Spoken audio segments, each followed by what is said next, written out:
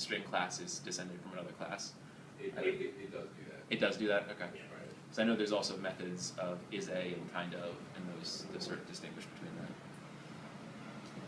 And so the thing that a lot of times you don't really use triple equals in your code. Sometimes you will, but a lot of times you're basically doing it's used in case statements. So under the covers of the case, it's using the triple equals sort of operations.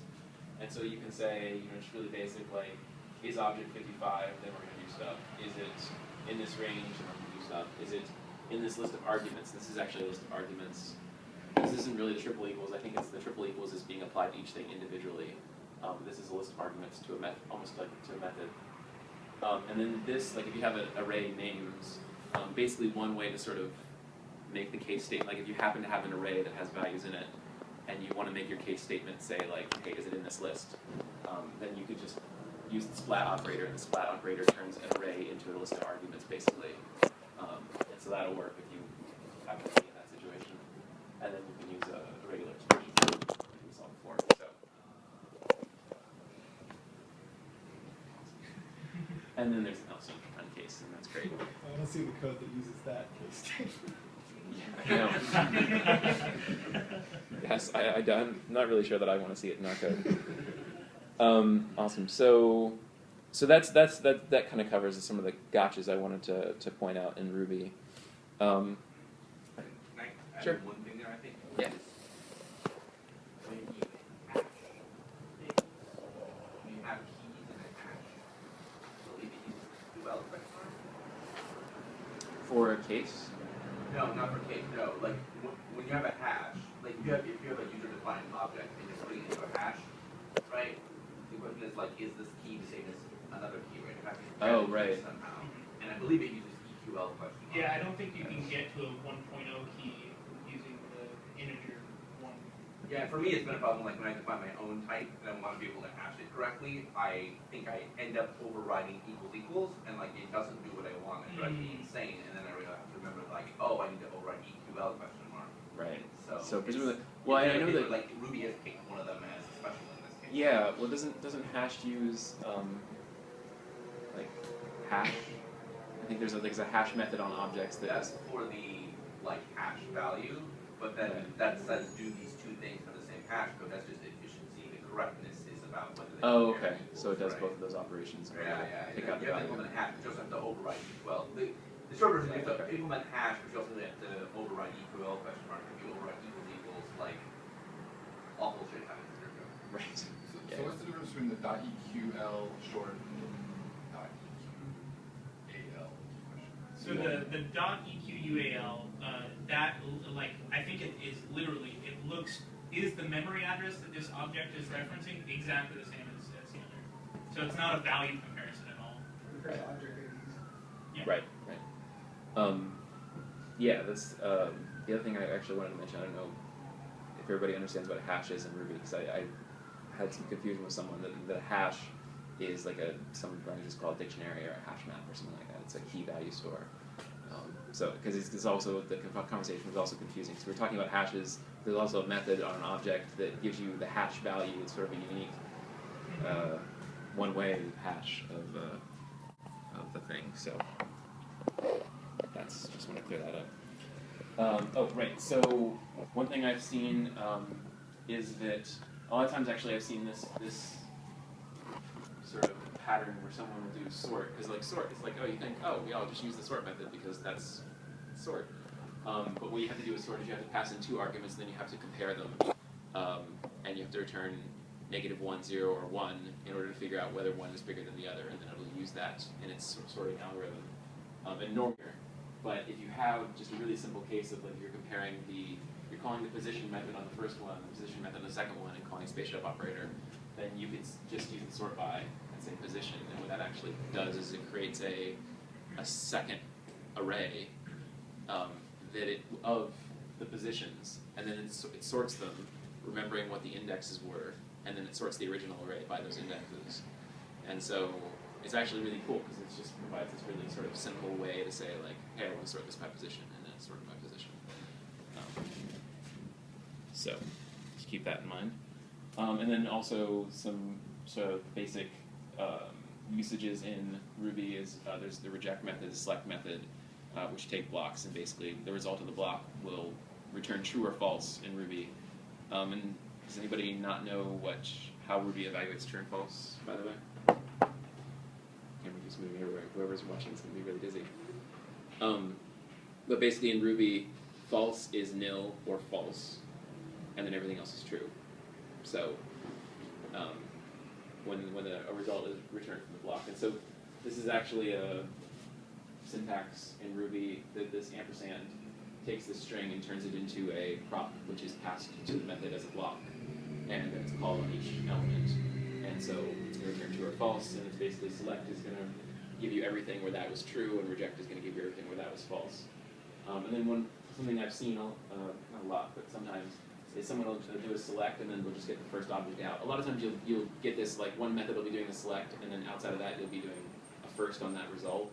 But you actually can use the detect method, which is generally going to be at least somewhat faster because it stops as soon as it's found an object where the result is true. So it doesn't go through the entire array, which is nice. Well, it goes through the entire array if the last object isn't the only one that's true. Detect is also called find. Yeah. Find is also, crazy. yes, thank you, find. And that's also, I generally like detect. One of the reasons I like detect is because there is a find method on active record queries, and so that just gets confusing sometimes when you're trying to do a find like that. So detect is what I generally use. And then there's also all and any question marks at the end, which are nice because basically they'll also stop as soon as they realize that they don't need to go on any further. So all basically says, are all of the elements in this true? And if any one of them is false, then it's going to stop right there and return false. Otherwise, it returns true. And any is sort of the opposite. It's like, are any of these true?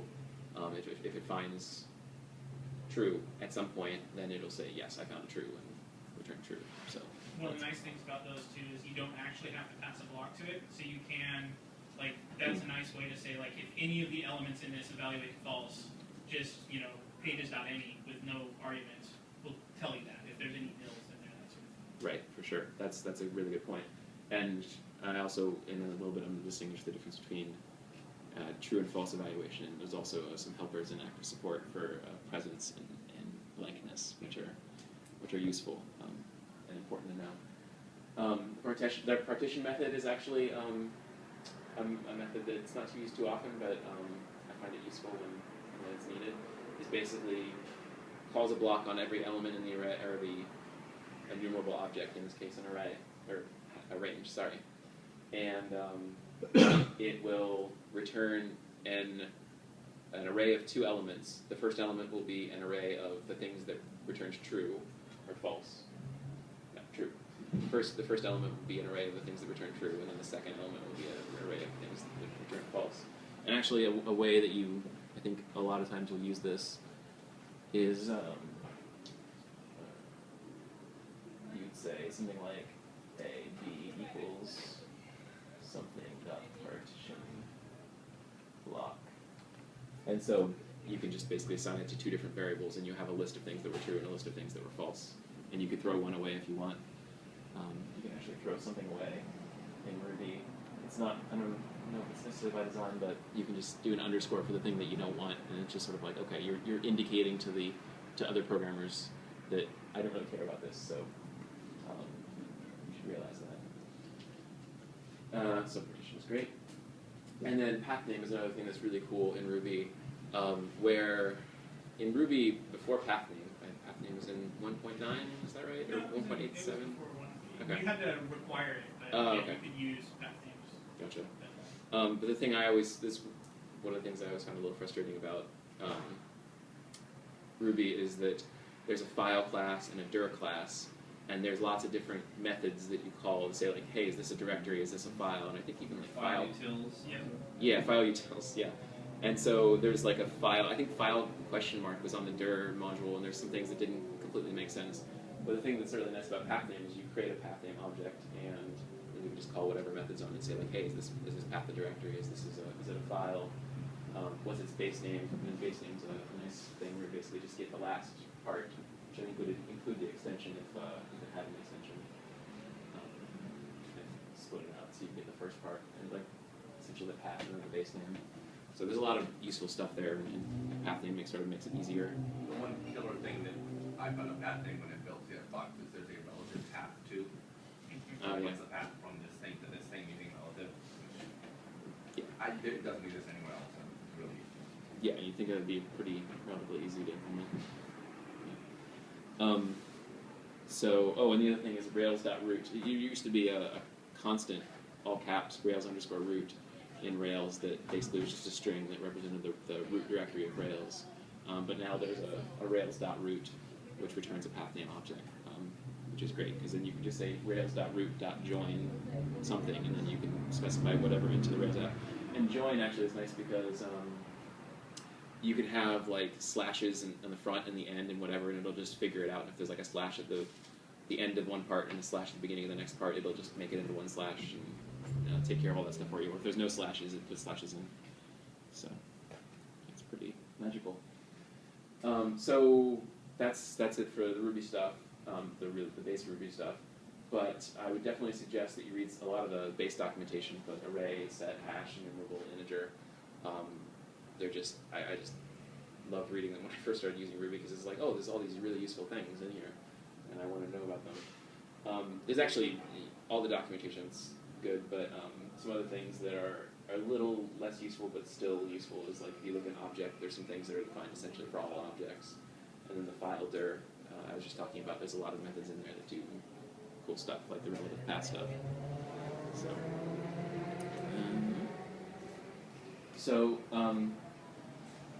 And this is sort of an example of like why you might want to look at object. This is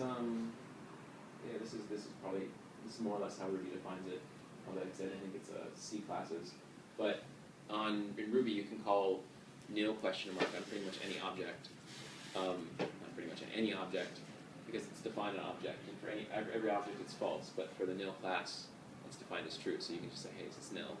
And that's sort of a really common pattern for Ruby, is that as you can see so far, a lot of the time you're calling methods on objects rather than passing objects into methods whenever possible. And so this is a common way to do that. Does that mean that nil, like the keyword, is representing an instance of nil class?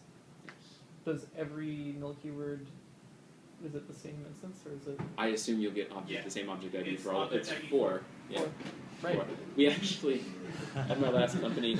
Alright, that's why you get the active record. Yep. You can find Yeah. that Exactly. If you every time. If you ever test for nil by comparing its object ID to 4. No, it's even worse, right? So there was some confusion, because in Active Record you call .id to get the ID of the row in the table, but it used to be the case in Ruby that you'd call ID to get the object ID, but then they deprecated that and made it object ID so that it wouldn't conflict with Active Record.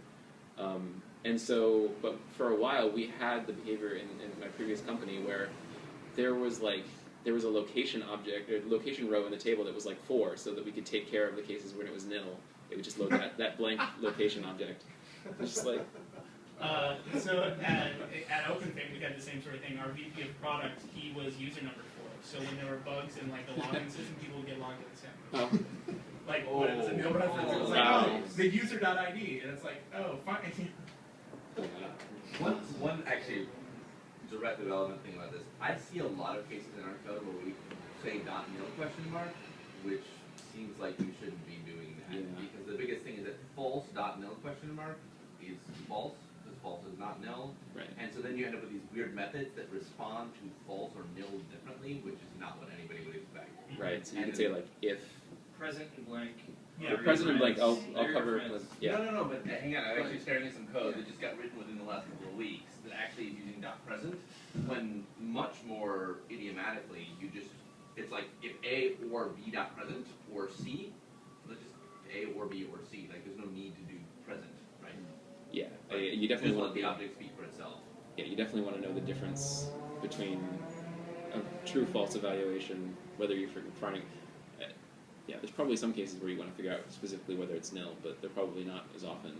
Yeah, like idiomatic Ruby is like you just say, you don't say is this present or anything like that, you just say is A, Right. and you say same thing for nil. So it sticks out and it's kind of weird and causes odd behavior when you're comparing it directly. One counterpart to that, in my last job, we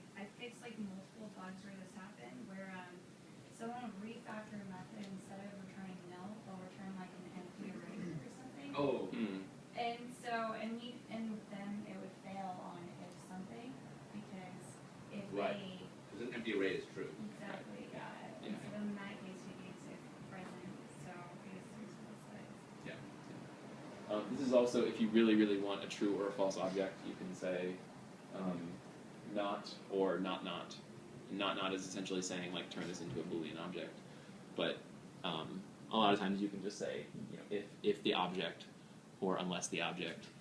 That's actually, well, this is, I don't want to get too deeply in this, but sometimes someone will say, you know, code unless blah, and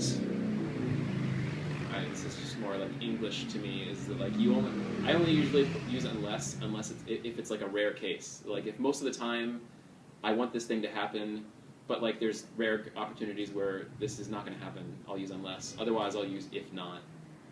But Thank you. I wondered about that because I didn't see a lot of if nots, and I thought maybe that was not idiomatic Ruby, but in a lot of cases it reads much better as English. Yeah. as if No, I not. totally agree with Brian. Like there actually are times to use Right. each one depending on Yeah. what you expect. Okay. so these are sort of discussions we get a lot in the Ruby community. I think this is like Yeah, it's a how is this? one. Yeah, how do you get this like to be English-like? So anyway, so in Ruby you can also create your own methods on built-in classes or override methods on built-in classes. It's called monkey patching. So this is like an example of that. Like the Brian number is if the number is equal to 4. So you can do that. That's probably not going to conflict with any other methods. So why not? Aside from the fact that it's really strange. And you could also, there's an even method, which I think is actually provided by active support. You could override that so that it would always return false or do something really strange. But of course, with great power comes great responsibility. So we want to be really careful about doing that. There's definitely, I'm going to show some examples of how that's done, how that's done in the active support gem. And generally that's done really well, mainly because they have to sort of, they're supporting lots and lots of different people and lots of different applications. But, and I'll also show you some examples of how we're doing it. And there's some cases where it's good, and there's some cases where it's maybe not quite so good. But this is just so moving on to active support. This is sort of showing examples of how Ruby has been extended. I think well. Generally, it's basically just an extension of it's things that were the Rails framework found useful, and so they created a gem, sort of a catch-all for it. And I think there's been some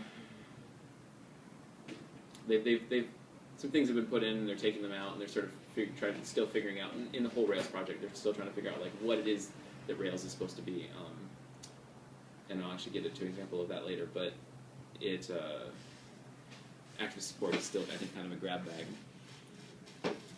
So we were just talked about this. Blank.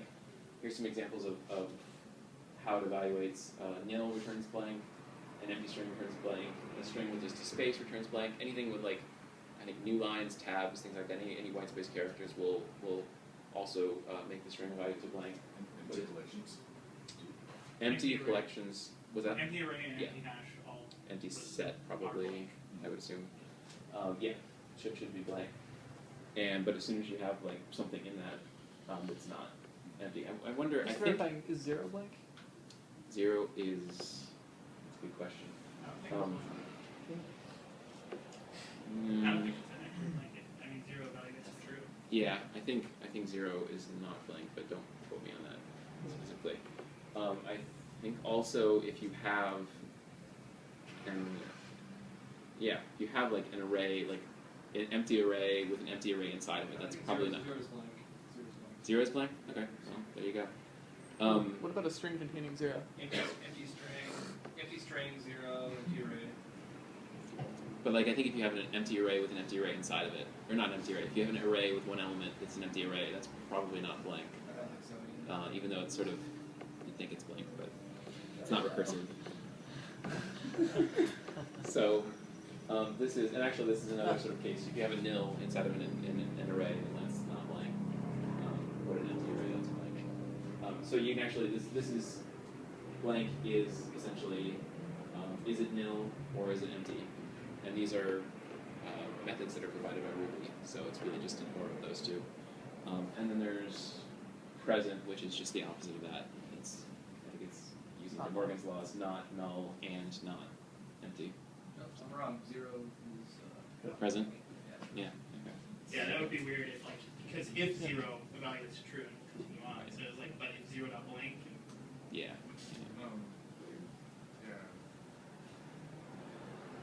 So one of the couple of methods that I've a lot of people have heard me talk about because I love them so much is index by and group by. You know, if you work with SQL, you sort of get the concept where you're essentially creating. In here, you're creating a hash. Index by will create a hash where the keys are essentially what you've gotten out of the block. So if I have a set of places like active record objects, then I'm indexing by the ID. And generally, you want to do this so that you can load it into memory and then look up the places really quickly. Group by creator ID, if you basically have multiple things that map to what the block is returning, then this should be an array, and so you'd actually have one or more objects for each value for each key. So if I created 1, 2, 3, then I might potentially get back 5 objects that were created by user 1, 2, 3. So that's the idea. In case it's not obvious, the real killer thing is index by, like, if you indexed a bunch of places by creator ID, and there are multiple places that one creator did, you will just randomly get one of them mapped to that creator ID, and the others be thrown away. So, like, don't do that. Right. I think it's you definitely. I think it's you actually get the last one that matched.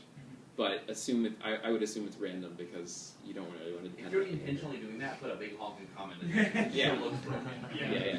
I mean, it could also be like sometimes you want a distinct, just one object that's an example of, of that. So And still put in a comment saying, Right. I know this is. yeah, the intent isn't very clear by misusing. Yeah, it looks like a bug. Like, yeah, I could see maybe in the future them like raising an exception if there's multiple values, right? Totally. Brian, these are defined on array only, or? no, they're defined on enumerable. Actually, I should put that. And another thing, actually, just to point out is if you have a method, if someone's talking about a method and they put a period at the beginning of it, it's a class method. If they put a pound, it's an instance method. But they're actually defined in enumerable. Actually, I should explain that. So array, set, hash, probably others, all include the module enumerable, which basically provides functionality. Like the array and set and hash, they provide a method called each, and that sort of describes how you would iterate through that set of, or that enumerable object.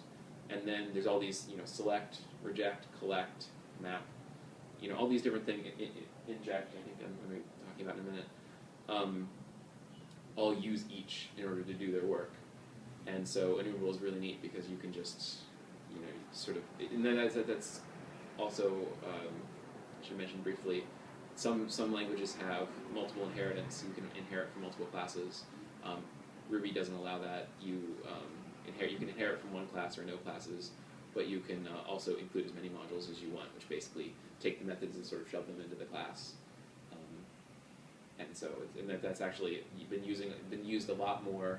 I think particularly starting with the Rails source code. Probably maybe it was from Merb. I don't know.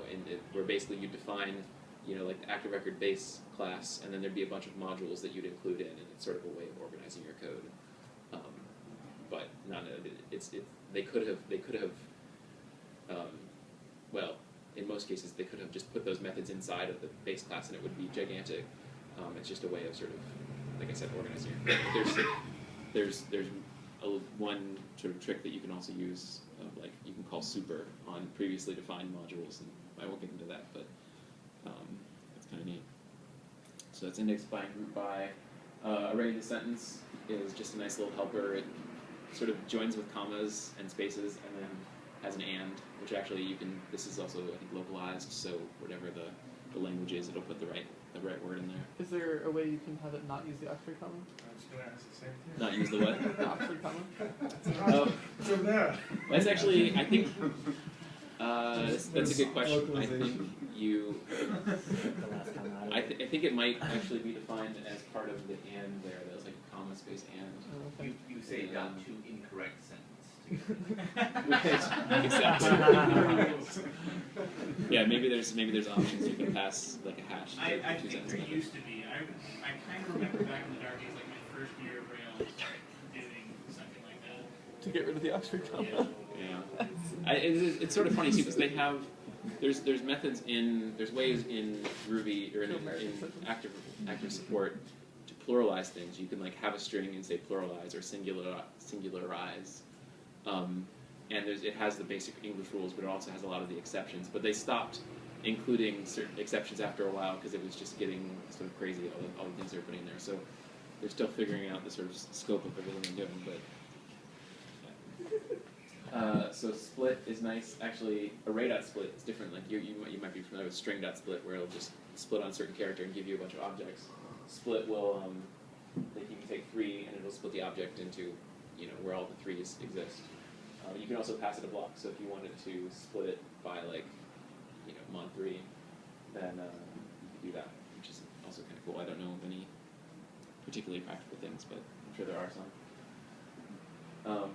Some other things that Active Support provides are really cool. You can get beginning of the week. Which is I think probably Sunday. You might be able to define when the week starts by localization. You can get yesterday, which is basically just exactly one day ago. Tomorrow, which is exactly one day from now, and then beginning of the day, which is just midnight of today. Which is actually, I wish I had known beginning of the day because I've implemented it wasn't particularly nice the way I had to implement. Basically timed at now, but midnight when I had to do that. You can ask a time object basically, is this today? Is this in the past? Is it in the future? Which is nice, so you don't have to say like time greater than time.now or less than time.now. It's clear. I think it's clearer and nicer. And also second sense of night. That's just When would you use that? cool. I don't know, maybe if you wanted to implement Time of day. beginning of day, that would be a useful thing. But but it's also just kind of, I don't know, it feels like it could be useful for something. Anyway, there's also a deep merge, which basically takes two hashes, and I don't know if everybody's familiar with merge, but this merge essentially takes the key. It looks at the keys and the second array. Sort of, if any keys are the same, then the values override the first array. Hash. If the second hash's keys match any of the first hash's keys, it'll override the values, and it'll also add on any keys and values that weren't in the first hash. So deep merge essentially does that, but recursively. There's also deep merge exclamation point, which that's another sort of Rubyism where if you call something with an exclamation point, it basically just operates on the object itself. You don't have to say hash equals hash dot merge or deep merge. You can just say hash dot deep merge. Exclamation point. Except is nice because you can say, and it's actually a lot of times when you're processing params, you can say I want this hash, but take out this one key.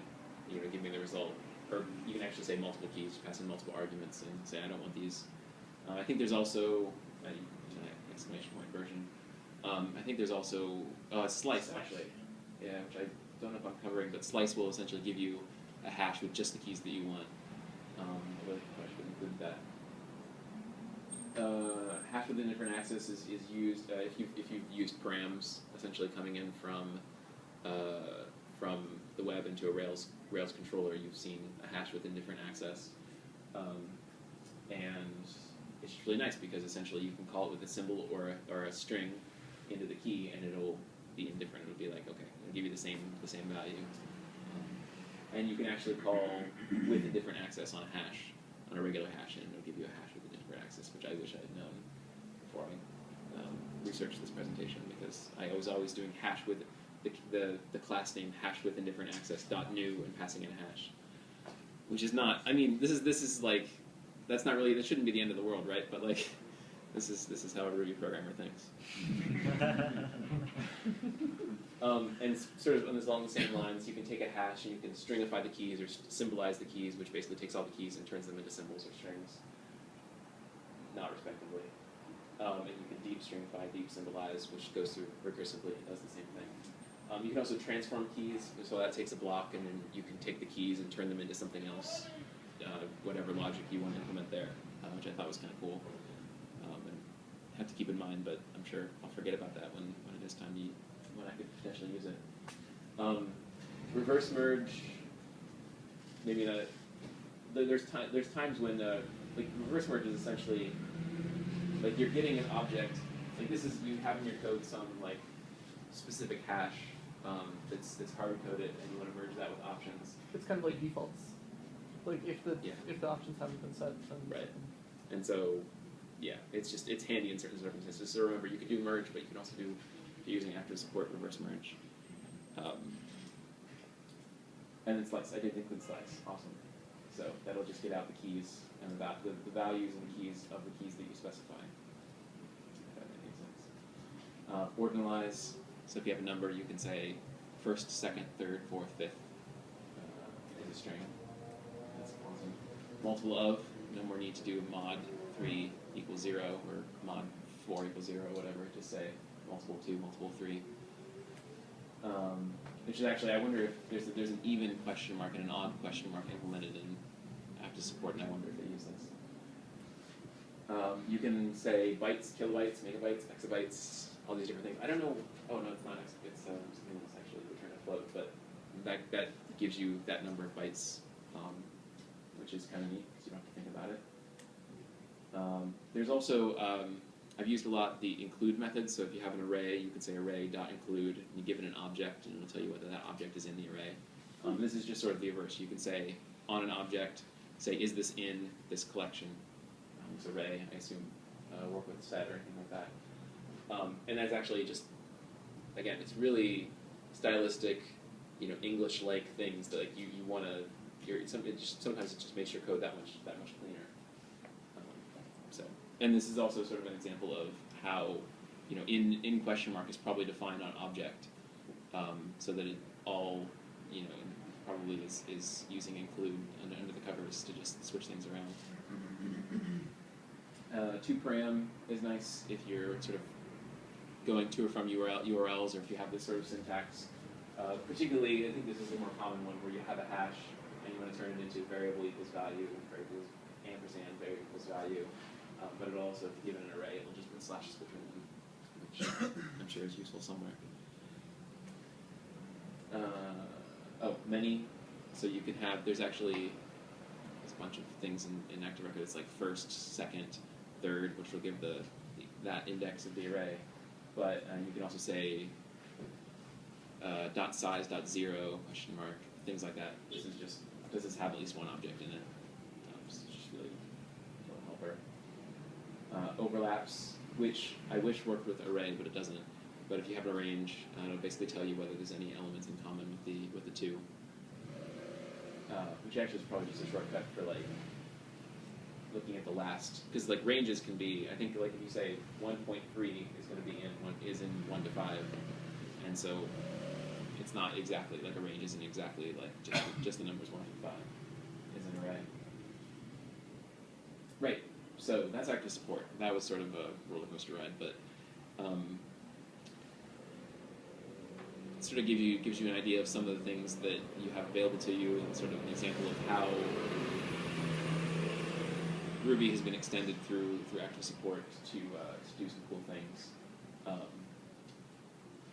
Yeah, I'll just say that. So I want to just touch Active Record a little bit. Not too much, but there's just a couple of things I thought would be useful. Is if sort of the basic idea, I don't know if everybody knows, but if you define, like if you call where or limit or select or anything like that, if you haven't done anything to get anything out of that query, then you're going to get an active record relation object. And actually in our code, you're going to get a friendly ID active record relation object or something like that. But normally you get a relation object, which is just a representation of a query, and you can build further on that query, like here, you can say Smiths. And at this point, if if there were no map here, that would still just return a relation object. But as soon as we do a map or select or each or anything like that, or 2A, then all of a sudden it'll do a query and then we'll have an array, hopefully in a timely fashion. So I that's know if you do length, it does a count query. yes. So I'm going to get to that because that's just discovered important that. Gotcha. important to know. So here you go. Size versus length versus count. So count essentially always does select count star from the database. Whereas length, I believe length is defined on array. So basically it always gets the objects from the database and loads them up into memory and then says, okay, what's the length of the array? Don't do this. Yeah, don't generally do length. Size is actually smart. Size will, if it's gotten the objects out of the database already, then it'll look at the array size. If it hasn't, then it'll do a select count. So I tend to do size just as sort of out of habit, but it's really important to know that there is a distinction between these. And you can also see here, so now that we've actually, here we're actually loading them up as arrays, and the count, we've actually done 2 queries now. Because we loaded the objects, and then we did an account, which was just silly. Unless this count is happening later in the code, and maybe something happened, and we want the actual count of what's in the database, you might want that, but just, again, it's important to know the difference. But both of these, they load the objects here, and then the size and the length were calculated in memory. So, Bazaar. Again, touching on Active Record just briefly. In our application, Bazaar, there's a few things that you probably want to know about. There's a number of things, but I sort of picked out a few things that are potentially useful or potentially things you want to sort of be at least aware of. Count by and counts are actually methods that I added. Usually I use these a lot when I'm just looking at data and I'm wanting to get an idea about things. Count by is essentially, it's doing a group by, but instead of returning an array, it just tells you how many objects match that or have that value from the block. So that's really useful. And then counts, essentially, if you happen to have an array already of a bunch of objects and you just want to, instead of doing count by and then defining a block and saying, you, and just returning the object from the array, you can just say counts and that'll do the same thing. So it's just a shortcut. And this is another thing I added. So there's that syntax where you can pass a symbol and with a ampersand at the beginning of it, and that'll call that method on every single object in the enumeration. And here, this will call these 2 methods and return a 2-dimensional array with those values. So here's the username, email. This is something I think we talked about in FlowDoc and implemented after a little discussion. This is something where I implemented this, but I'm a little unsure about whether I think it's a good idea. It's a minus, and it's essentially a minus on it. It's actually just essentially turns them into arrays, 2-dimensional arrays of like key value, key value, key value, and then it does a subtraction. So if like here 3 and 4 and 3 and 4 get taken out because 3, 4 gets taken out because it exists over here. 6 and 7 didn't exist in here, so it doesn't matter. So you end up with just 1 and 2. But it This- keeps what's 1 and the 2, even though there's 1 and 5. What's What that? is the use case Yeah. for that? So the reason I implemented that, and I probably should have, rather than implementing it as a minus, I probably should have implemented it as a method with a descriptive name. But the way I used it is when I was comparing for this user sync, when I was comparing JSON stores, I wanted to show the difference of like basically what was there before and what was there after without common elements of keys and values. So it's really useful for that. But so essentially, I just did a before minus after and an after minus before, and it sort of just showed me exactly what changed, which was really nice. It's a good example of something, I don't know. They're like methods that totally make sense to implement on data types and methods that you definitely shouldn't. And this seems like it's sort of in between because to me, what should be the behavior when you subtract 2 hashes is not a like blindingly obvious question. Right. The way it is with arrays, so it might be useful to rename it to something slightly different. So I can imagine you might want to like make the subtraction just basically operate on the keys or something like that. Yeah, I wonder if also in this specific use case, if it makes sense to have it be a single operation. Like this is a method call that gives me the differences of each side, right? That is Yeah. what you're basically getting, right? Was Yeah. Like what? Indeed. Well, I was calling it in one. There was like 2 places where I was calling it, but yeah, It's the essentially. reverse of the union. Like you want to get the not really. It's not an intersection, or it's not even. I guess a It's a- union is not. Does it actually behave this way too? Because for your purpose, you want to know if somebody adds something to it, right? But I also want to know if something got subtracted. Right, but this doesn't show you like these. If you take the before and after hashes from user sync, and you subtract out the second one, like it's not putting 6 to 7 in the returning hash, right? Right, but I also I do this subtraction, but then I do the opposite subtraction, I got it. and I showed both. If it's one operation, so Yeah, you can right. Right. The uncommon elements. Yeah. So The I'll one probably operation remove that. wouldn't give you a distinction between what got subtracted and what got added, Hmm? which was useful for him. He wanted to know what got subtracted and also what got added, and like he wanted to be able to keep track of which was which.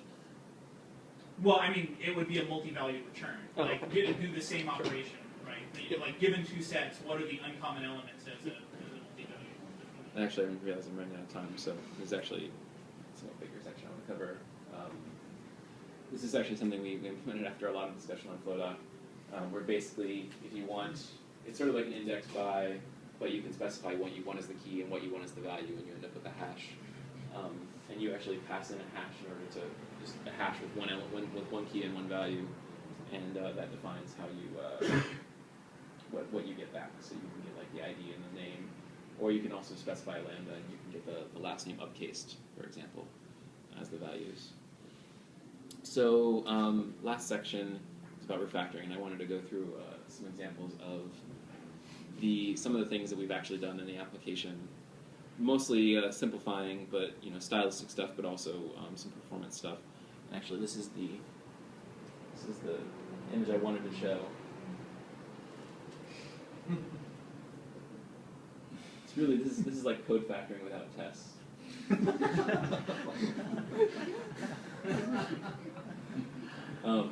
But Google presentation didn't support animated GIFs, unfortunately, or at least it didn't support this animated GIF. So maybe it just has bad taste. I don't know. So this is a pretty simple. Oh yeah, so this is a pattern I've seen a couple times where you're doing an include to figure out like in cache columns here whether or not anything in primary key array, whether going through each column and saying like does that exist in primary key array or does it not exist, and this actually just be accomplished through a subtraction of arrays. So just wanted to mention that because I think that's much cleaner. This one's also pretty simple. This is actually a pretty common thing. I think it's almost like a smell to me. If you have a variable that you're defining and then doing an each and then doing something to that variable on the inside, that's not almost always, but a lot of the time can be accomplished through some helper method in Ruby that'll make things a lot cleaner and your purpose a lot cleaner. Because if you say, okay, well, I'm basically collecting an array and I'm putting this row into the array multiple times and generating a two-dimensional hash, you used to do a map and specify what you want each element in the two-dimensional hash to be, and you say vals equals map, map, select, all these things return a value, so you can just say equals on there. You can also say, if you have an if statement, you can, if-else statement, or even a case statement, these sorts of things, you can say variable equals that, and then whatever evaluated in there, whatever comes out is what you're going to assign to the variable. So this is right. So this is a method called each with object, which is sort of the same thing where you're creating a hash and you're returning a hash at the end. This is actually another sort of when you're defining a method, it's the same sort of pattern where you're always defining the object, doing something to it, and returning it. It's a very common thing in sort of more basic languages, but in Ruby, you can get away with just saying like, okay, I want to pass in an empty hash as my initial value, and here's my settings variable, and so I do something to that, and which changes it each time, and then out of the each with object, we get returned the resulting object, which we don't need to say return, or we don't need to put it on a new line. It just returns out and that makes this method just very like, you know, you're defining essentially this method what it does. It's a lot clearer what it does because, you know, you're using sort of more specific language to say what it is exactly that you're doing. Which is not, I mean, like for something as simple as this, it's not a huge deal, but when you get into bigger things, it helps, I think. And then there's another, oh, yeah, actually this is just a use of index by, similar sort of thing, where you're creating a hash and you're going through it and then you're returning it, but you can just say index by and return that. The fact that we're assigning it to the status variable is just an implementation detail of the rest of the module, which I won't go into, but it's so much simpler. I love it. And then, what's this? So, resolve. Oh yeah, so this is just, these are 3 steps of the refactoring. So here we have, this is just sort of another example of, we're doing essentially a group by here. And so all we had to do was take this to resolve, say group by, type symbol. This is actually kind of a clever thing. We're using the pipe equals and setting it to an array initially, and then adding the object each time. But really, that's just what group by does. So you can just call group by. And also we had a select with a hash or a bang there, and that's essentially just what reject does. So we can turn this into a simpleton proc format, and it's just a lot cleaner and simpler. But we can simplify it even. So now that we've got that simplified, now we don't have to have this sort of variable that we're passing in and assigning to a new variable. We can just chain the calls on the line because things are so much simpler and smaller now that it's just one line of definition saying, okay, we're going to reject and then we're going to group by, and that's all we need to do. So that's that. A lot of times when I'm going through refactoring, this is what I end up doing is I use simpler methods or I use more descriptive methods and they end up being smaller, and so I end up making the code smaller. I might move methods around or change how variables are being defined, and then just sort of cascaded. So if I want to go through, I don't know if I want to hold up anybody too much longer. We're 5 minutes over, but I think I want to go through this one last example. There's another example, but it's much more complicated and bigger.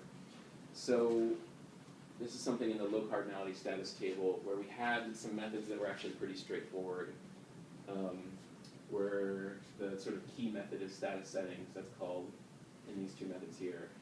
And the status settings just gets the columns off of the, in the active record table, the column definitions, and gets the name for each of those, but it gets rid of the ID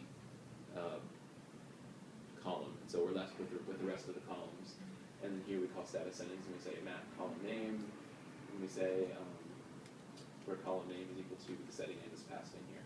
So you could do things like you could change this map into symbol to proc, and that would be nice. And you could probably do a couple other things to clean it up. But thing that I did was actually, for a moment, did an index by name.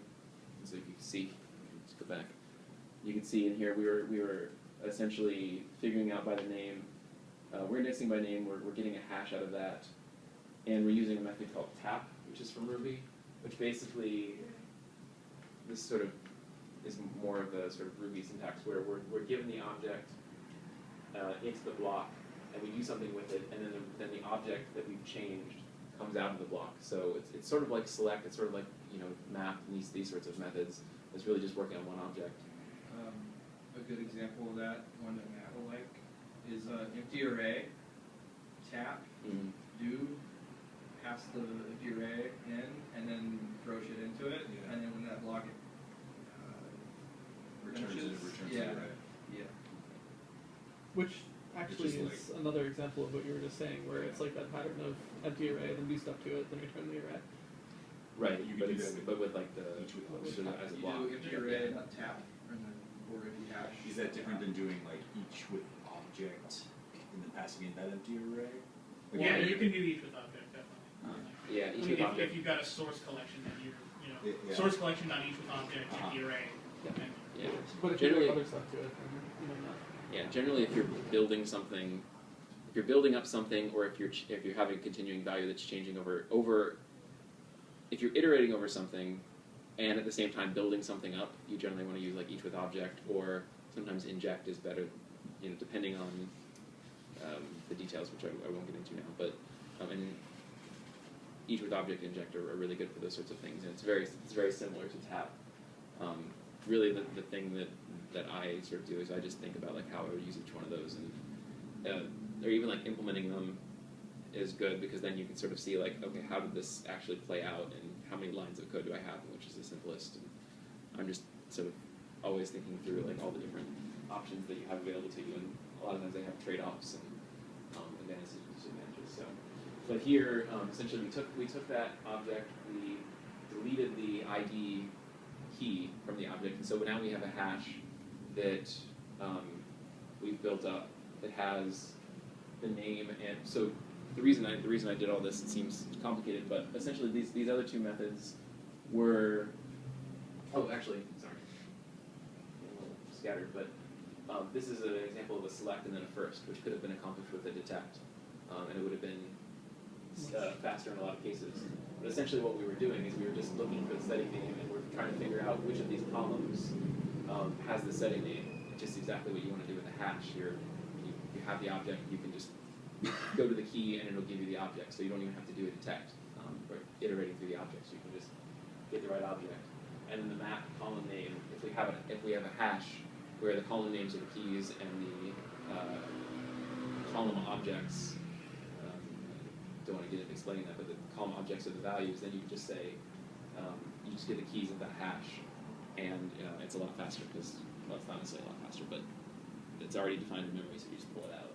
So that's basically just what was done. And I think it's maybe a little less clear in some ways, because it's not as like you're just looping through things and doing, but it's sort of clear in an overall sense, because you're creating this data structure and then you're using it in a couple different ways that are a lot more straightforward. It's like creating the data structure for the problem, as opposed to iterating through a less useful data structure.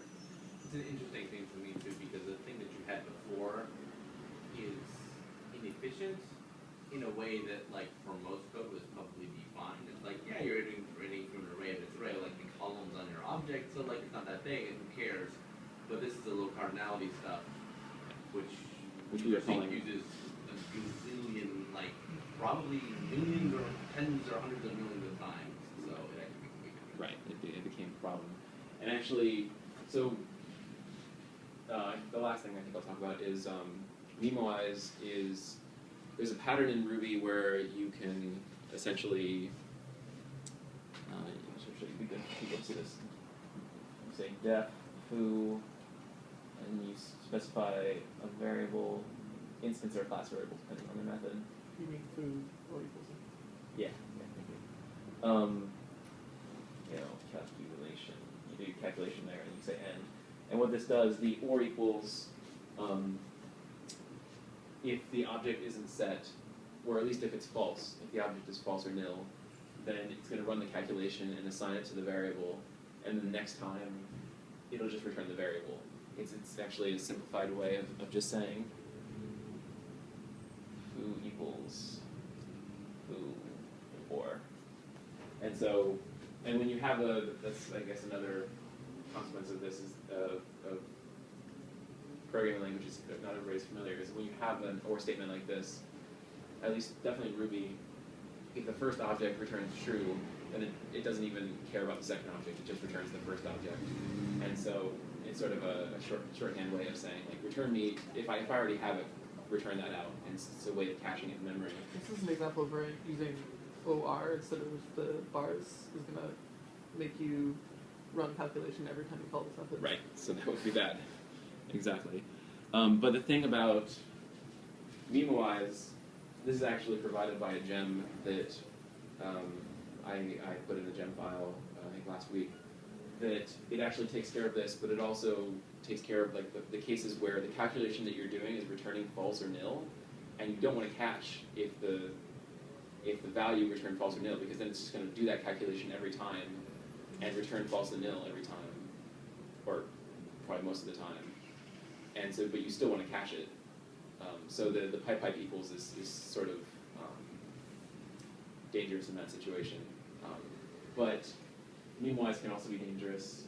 And Andrew sort of schooled us on this earlier, that for this it's actually, I think it's fine, because this is defining a really basic hash that's defining, you know, a data structure that we're going to be using pretty regularly and is not going to change for the duration of the Rails application's runtime, because it's just it's the columns in the table, and there's other caches that are caching the columns in the table. So you'd be pretty screwed if you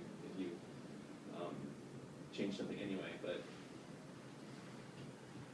the problem with Memwise is that if someone goes in and they add, a problem with Memwise is if someone goes in and they add more arguments without really realizing that the method is being memewised, then you actually, the data that's being stored by Memewise gets bigger, because it's storing a hash essentially with keys, with different, the keys of the hash are the arguments of the method, and so you have all these different permutations of the arguments of the method with all these different results of the calculations, and so sometimes that's not so bad, but sometimes it can be really bad. So if you memorize a method that like takes one argument, which can be a symbol that's three possibilities, that's fine. If someone uses to add a second argument, which is like the time that you're doing it, and that's time.now, now you are storing a gazillion copies, and it's like a horrendous kind of memory leak, because it's incredibly hard to find. I would just suggest that, just like all of the caching in our application, I mean, and no, I think this always sounds weird to people, but I'm a big fan of like, don't cache unless you have to, because caching seems free and isn't. Sort of the same thing. I worked in an application once where somebody went nuts and just memorized the hell out of everything they could possibly imagine, and the result was hell. I mean, even just stuff is like, oh, I'm in a user, and I have this method that doesn't take any arguments, and what I return is like all of the comments they've ever posted or something like that, right? I'll memorize that because that's expensive. And for any one user, it's not a big deal, but now what it means is it's completely possible if someone else is writing code and has an array of 1,000 users, you think, well, that's 1,000 users, and that's a fair amount of memory, but it's not that much memory. But no, actually, if someone has ever called that method before on those users, now they're like, actually, each user is representing 16 megabytes of memory, and you just use 16 gigs of memory with this array of 1,000. So like, don't, like most things caching, don't do it unless you have to. But if you have to, it's a relief. Yeah, it's also good to think about, like, is the thing I'm memoizing actually deterministic? That's like a real good value where you can break things like memorize a random value and right, or memorize. You're not so random anymore. We had a really interesting bug in the code recently where someone defined a constant as like one.day.fromNow. And the code ran great until the weekend hit and we hadn't deployed in a day. Right. And then like that constant was now actually in the past and all hell broke loose. So Right. same kind of thing. Which, if you really needed to do that, for whatever reason, you could define it as like a lambda that you called or something like that, so that it got evaluated at runtime. The better way is to say is one.day and then you add it like when Right. you hit it, right? Right, Yeah. for sure. So,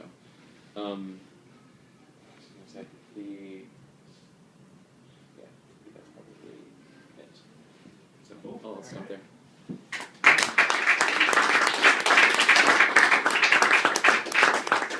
It was a ton of useful tips. Yeah, Sure. thanks. Yeah, I'll share the slideshow with, there's